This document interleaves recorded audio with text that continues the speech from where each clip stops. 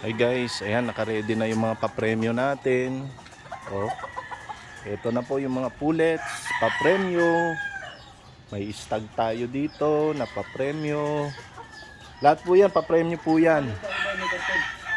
Oh, tingnan nyo guys, oh. May itlog pa. Oh. Oh. Oh, ito, oh. Bruce Barnett Yellow Leg Hatch. Oh, tingnan natin dito guys, kasi meron pa dito. Dito pa lang. Dito guys, oh, yung may karton. Yung may bayong. Ito, tingnan natin ha, yung nasa bayong ha. Oh, ito. Bruce Barnett Yellow Leg Hatch to. Ayan. Oh, may sarili pa siyang pwesto. Ito naman. Ito, pares to.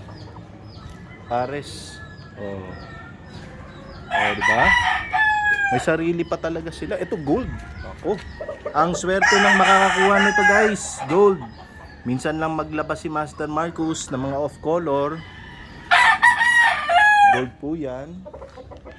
Ito brood stag. Pero mukhang broodcock. Brood stag na mukhang broodcock. Oh, ito trio. Oh, yung nanalo ng trio dyan, congratulations. Ito po yung trio mo. Oh, di ko na maalala yung pangalan nung nanalo ng trio.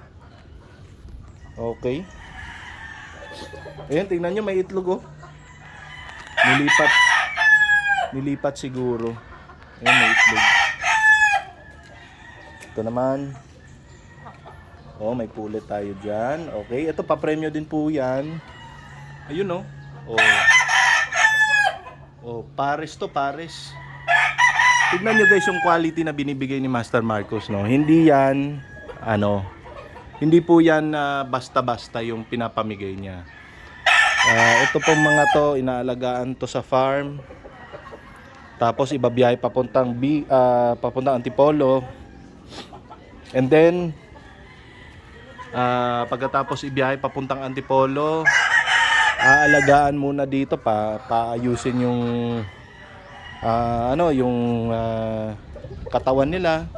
Kasi siyempre sa biyahe mahirapan din yan bago ipamigay sa mga GC members. So ayan po guys, ganyan po mag-alaga ng manok si Master Marcus. May sari-sarili silang kwadra. Oo, para po hindi na kayo mahirapan. Okay. Ayan, para for sure quality ang matatanggap nyo. Kasi ang gusto natin quality, di ba? Kaya quality ang pag-aalaga ng manok. Okay, so good luck po sa Sunday. First come first serve po tayo. Agahan nyo po. At 8 o'clock mag-uumpisa na po tayong mamigay. So yung mga unang dumating, kayo po ang unang makakapili. Okay? Maraming salamat guys. Master Marcus, maraming salamat. Ito po, once again, si Major Painting, ang Kristo ni Master Marcus. See you!